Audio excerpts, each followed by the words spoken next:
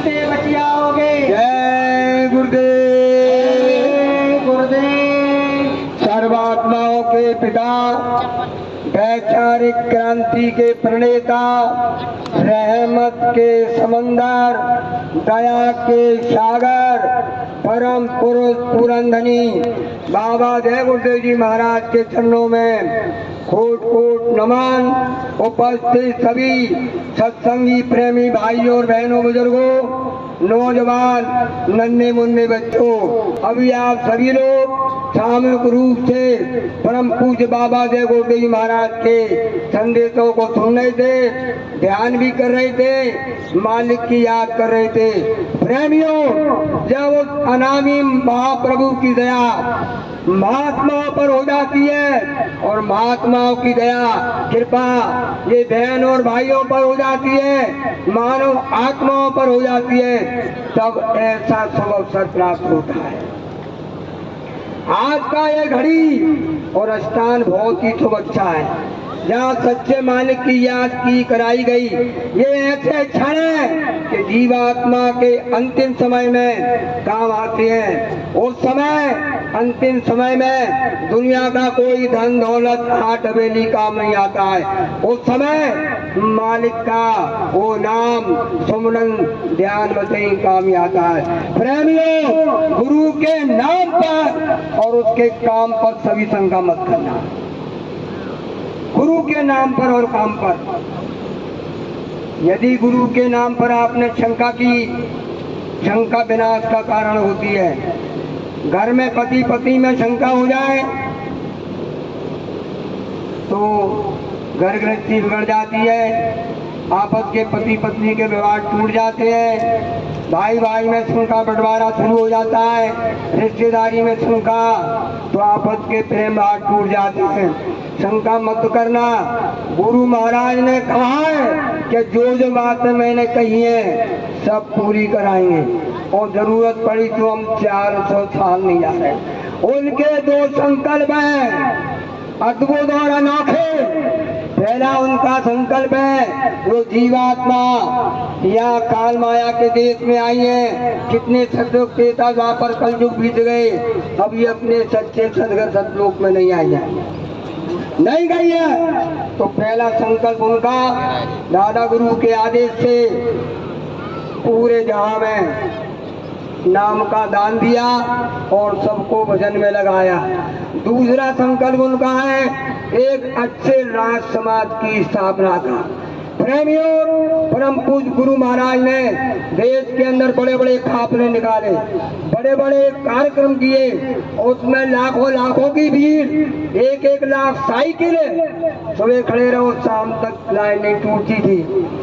ये बड़े बड़े कार्यक्रम किए, लेकिन उनका कोई समाचार रेडियो और अखबार पर नहीं आया। अभी आपको पता नहीं है, परम पूज्य बाबा जय गुरुदेव महाराज ने ऐसे लोगों को तैयार कर दिया है, समय आने पर वो सामने आ जाएंगे और अपने बाप दादा चाचा को भी माफ नहीं करेंगे। आने वाले समय में वही लोग अवतारी शक्तियों के रूप में बच्चे होंगे, वो अखबार वालों से पूछेंगे कि बाबा जय गुरुदेव जी महाराज ने इतने बड़े बड़े कार्यक्रम देश के अंदर किए, उनका कोई समाचार आपने क्यों नहीं छापा। तो हो सकता है उस समय के वो साधक रहना, वो साधक रहना उन अखबारों को बंद कर देंगे, ऐसे रोएंगे जैसे विधवा स्त्री होती है। परम पूज्य स्वामी महाराज ने देश के अंदर जीव कल्याण के लिए बड़े बड़े संदेश आध्यात्मिक सुनाए।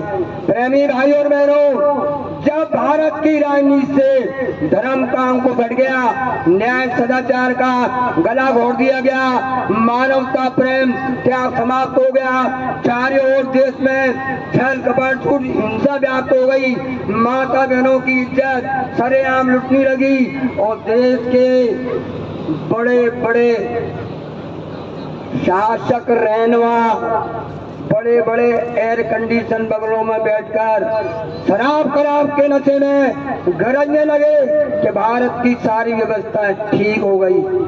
ऐसी विषम परिस्थिति में जब मानव मानवता से हट गया, आशा की किरणें उसकी लिप्त हो गई, तो प्रेमी भाई और बहनों, जब जब होए धर्म की हानि, बाढ़े असुर माम मानी, तब तब धरे प्रभु मनो शरीरा।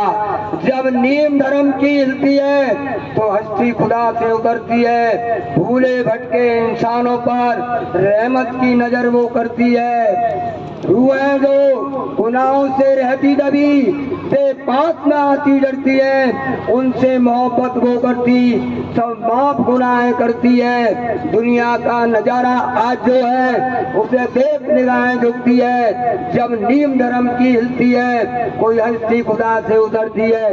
बाबा देव गुरुदेव जी की हस्ती इस जहां में आके चमकती है, हर तरफ सुकून फैल जाता है, स्वर्ग बन जाती है धरती है। प्रेमी भाइयों और बहनों, बाबा जय गुरुदेव महाराज का दूसरा संकल्प है, ये देश के खासकर ये देश के सेठ साहूकार, देश के नौजवान और बड़े बड़े आपके जो देश में सेठ साहूकार हैं वो भी अपनी परेशानियों को बाबा जी के सामने बताते थे। ये नौजवान रोते थे, काश्तकार ये रोते थे, गांव किनारे शराब की दुकानें खुल गई, 12 साल के बच्चे बच्चियां शराब पीने लगे। क्या आपका देश का अनुशासन, क्या आपकी मर्यादा रहेगी? तो बाबा जी के कान बहरे हो गए सुनते सुनते। तब बाबा जी ने भाषावादी प्रांतों में जाकर के वहां चल करके देखा, एक ही व्यक्ति ऐसा नहीं निकला जिसने बाबा जी के सामने अपना दुख नहीं रोया हो। रोए जा रहे। तब स्वामी महाराज ने प्रतिज्ञा की, क्या प्रतिज्ञा की? कि अच्छे राज समाज की स्थापना हो। अब समय बदल रहा है, हमारा जो हिंदुस्तान ये फकीरों का, महात्माओं का, त्यागियों का, वीर बहादुरों का देश है। ये हमारी भारत भूमि रामकृष्ण मोहम्मद ईसा की भूमि है। ये हमारी भारत भूमि कर्म भूमि है और बाहर की जो देश विदेश जो है वो भोग भूमि है। अमेरिका में विवेकानंद जी चले जा रहे थे सुबह घूमने के लिए। एक कब्रिस्तान में उन्होंने देखा कि एक महिला कब्रिस्तान पर अपने पति की कब्र पर पंखा जला रही है।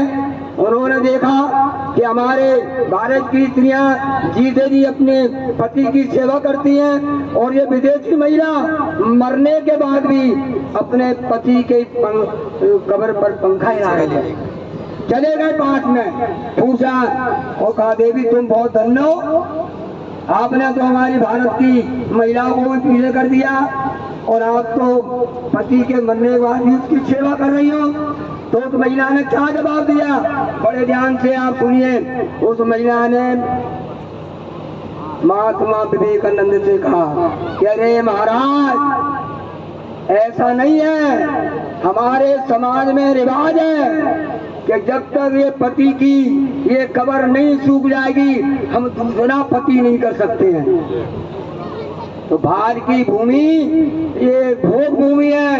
परम पूज्य स्वामी महाराज ने कहा है, जो लोग भारत की भूमि को भोग भूमि बनाएंगे, ऐस में खान पान में ये भारत की जनता को डुबो देंगे, वो शक्तियां आ रही हैं, ऐसे लोगों का वो विनाश कर देंगी।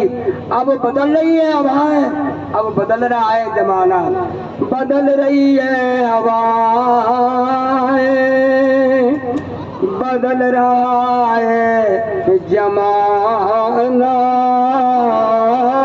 बदल रही है हवाएं, बदल रहा है जमाना। जय गुरुदेव नाम रटेगा जमाना, जय